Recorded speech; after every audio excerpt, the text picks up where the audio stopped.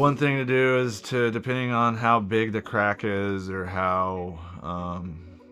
severe it is, or either you can kind of chip out the ledge to get things flush, and then you go through and you got to wet the surface with some water or something, because whenever you're doing crack repair with any kind of concrete work, you need to put your material to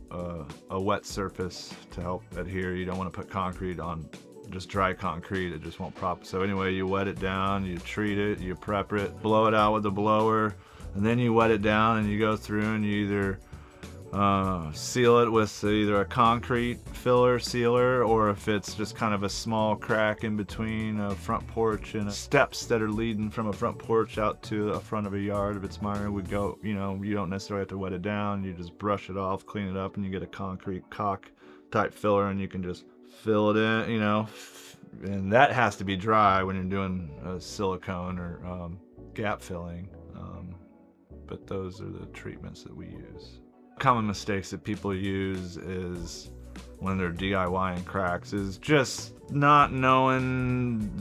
how to use the right materials or the right prep. There's people that may want to use, do some concrete trowel type work, and they'll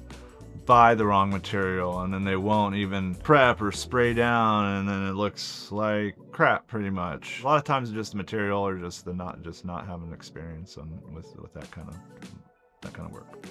So there's not a whole lot of maintenance